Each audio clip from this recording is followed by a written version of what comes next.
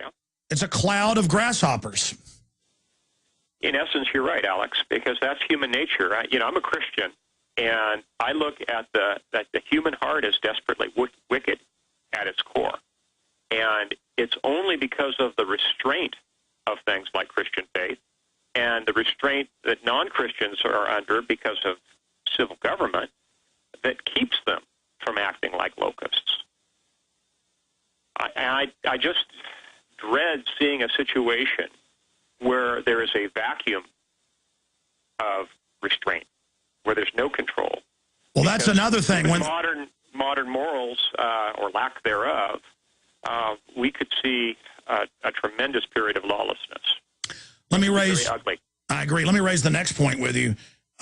What about what we see in every government and what we've seen in Katrina and other cases where they don't help all the people that are in the Superdome? The military comes with the police under federal orders to go into $5 million houses and blows safe doors off the wall and take people's guns who were there with generators and food. What happens when the system comes to commandeer our food and guns? What happens when the armored vehicle with the police comes down your road to commandeer your storable food? Well, statistically, the chances of that happening to any one of your listeners is pretty small, but it is a risk. But people need to have a contingency plan to bug out. Everybody, even if you have the very best retreat in North America and you're completely hunkered down in your bunker, you still need to have a plan B. You need to keep your bug-out bag ready and be ready to get out of Dodge, because the last thing you want to be doing is getting into a gunfight with the local police or with. Yeah, no, you've got a fake cache of guns and food you give them. You act like you're mad that they got it. I mean, there are alternatives to fighting. It's smarter. Oh, sure. Yeah. Sure, yeah. We need to be wise as serpents and meek as doves. So, yeah, it makes sense to have a rusty old 30-30 and a shotgun to turn over to them if they come looking for them, and you have the majority of your better guns cached somewhere, well hidden, so that even if they, quote, clean you out, they're not going to have even the majority of it. They'll just have a small portion. Well, the New World Order said they want a post-industrial world. That's their plan. It is pretty much designed. We're going to come back with our guest. His book is available at Infowars.com. It's Survivors. James Wesley Rawles is our guest. Incredible information. Ladies and gentlemen, we're going to keep James Wesley Rawles with us for 20 minutes into the next hour. Then a member of the European Union Parliament, kind of a Ron Paul of England, Nigel Farage, is going to be joining us. You know, I wish this stuff wasn't true. And I'm so busy on air and doing the nightly news and trying to make films and trying to travel and all this stuff that, well, I'm going to be honest. I was planning to visit radio stations all over the country this year. And I'm going to go to Dallas to visit an affiliate and speak this Sunday. Find out more at Infowars.com/events. Before the tickets sell out, I'm going to Orlando for a big 810 where we're #1 to speak the 26th. And those tickets are going to be sold out probably even before the event if you want those. But it's a side issue. I'm pretty much looking at maybe not traveling any after that because the collapse is so imminent if it's going to happen. And I was talking to James. I said, James, when do you think it could happen with the whole financial thing? And he gave me his answer. And this is a guy who predicted this with incredible accuracy 20 years ago and how it would start happening.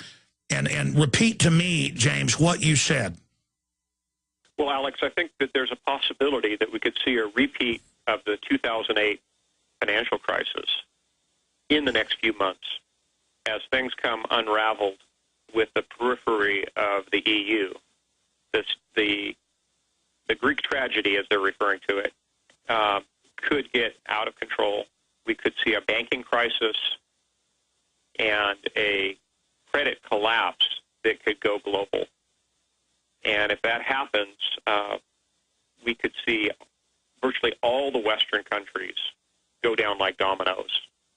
We could see a banking crisis, stock market collapses, collapse of bond markets.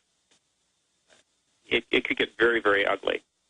There's a huge number of derivatives in play. That's a huge imponderable because that derivatives market didn't even exist 10 years ago. Now it's measured in the scale of hundreds of trillions of dollars notionally in derivatives in play at any given time. And the counterparty risk is huge. Well, what happens if one of those counterparties is a national government and that counterparty goes away? It's just unfathomable to know what could happen. And the risk is tremendous. And again, the head of the IMF said something similar a month or so ago, but they're too good at what they're doing. They create the crisis on record. They sell the fraud. Then they say, give us more power, give up your sovereignty, Europe, America, and we'll fix it. But then it only implodes faster. They make bigger bonuses, but they're destroying their own golden goose. They're hacking it open greedily. When it's giving them a golden egg every morning, they think there's eggs inside. I think the point you made of because they're on record creating this to consolidate power. They've bragged about it. Those memos have been made public by Goldman Sachs and others. But they're going to fry things so badly, the bankers are all running to private islands with their own security teams. I mean, like they want to rule everything so much and have just so many digits in their bank accounts that they're going to devalue the value of the digits through their sheer greed. That is a possibility. And if you look at the Hegelian dialectic, if that crisis at the beginning spins out of control, they lose the tail end of the dialectic, don't they? There will be no synthesis at the end. They'll be lucky if they survive. They're nuts. They're absolutely out of their minds. But I guess that's what happens with megalomania. They just feel invincible. And it's and the power grabbing, they just can't stop it. Well, when you have all the money in the world, what is there but power? And yes, I think you may be right. The lust for power may be their own undoing. And ours as well, because when this thing falls, it's like the Parthenon coming down on your head with a ton of bricks.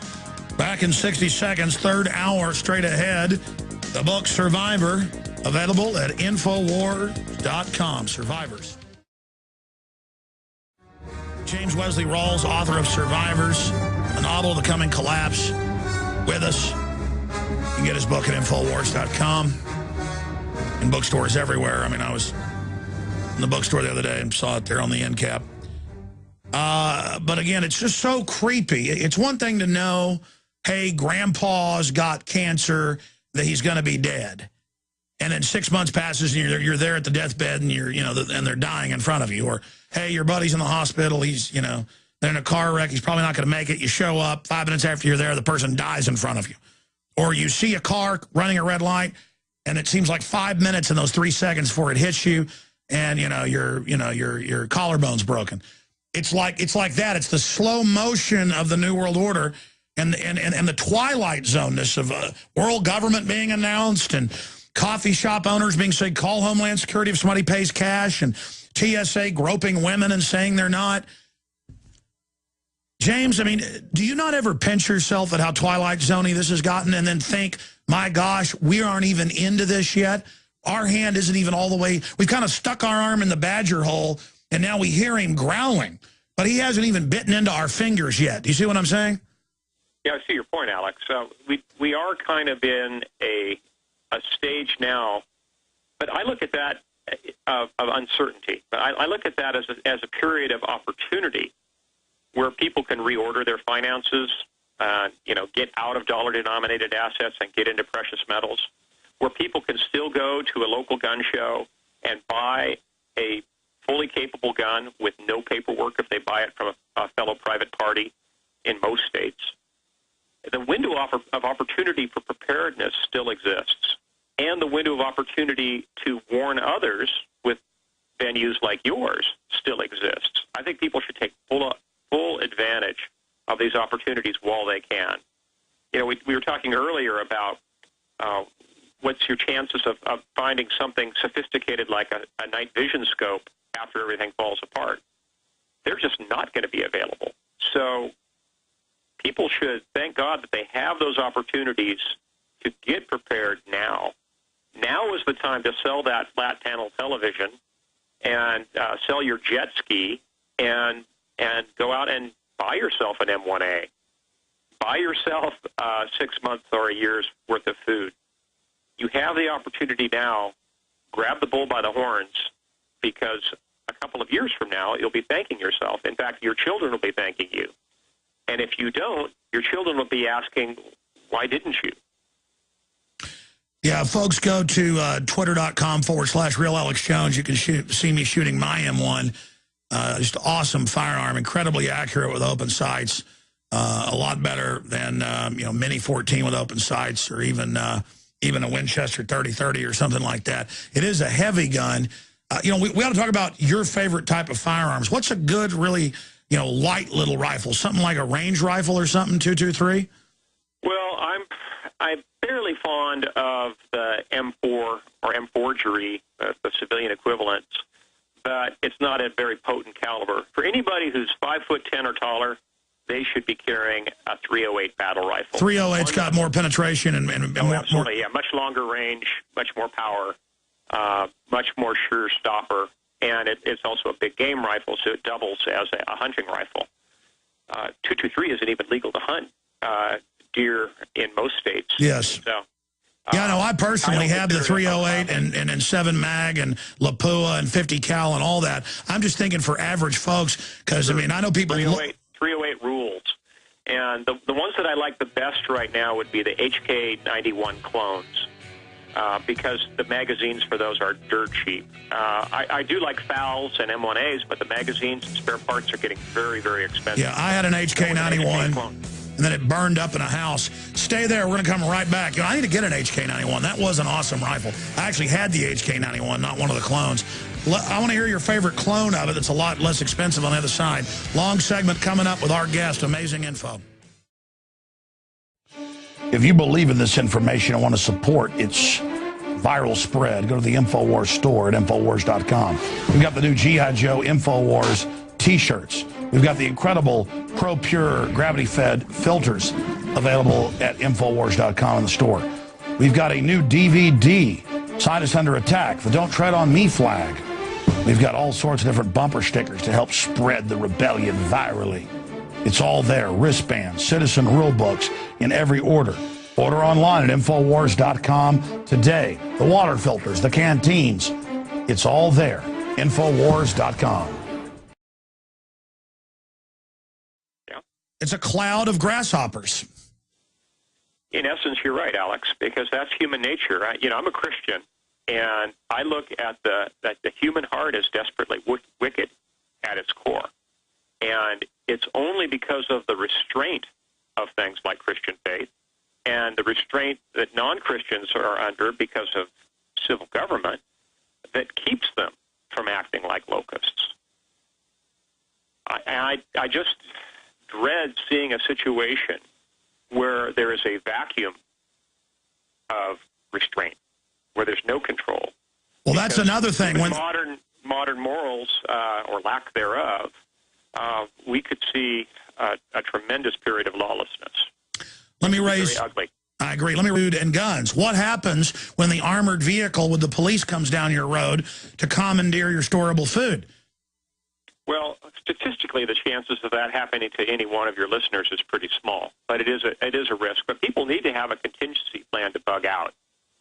Everybody, even if you have the very best retreat in North America, and you're completely hunkered down in your bunker, you still need to have... Raise the next point with you. What about what we see in every government and what we've seen in Katrina and other cases where they don't help all the people that are in the Superdome? The military comes with the police under federal orders to go into $5 million houses and blows safe doors off the wall and take people's guns who were there with generators and food. What happens when the system comes to commandeer our food? A plan B. You need to keep your bug-out bag ready and be ready to get out of Dodge, because the last thing you want to be doing is getting into a gunfight with the local police or with. Yeah, no, you've got a fake cache of guns and food you give them. You act like you're mad that they got it. I mean, there are alternatives to fighting. It's smarter. Oh, sure. Yeah. Sure, yeah. We need to be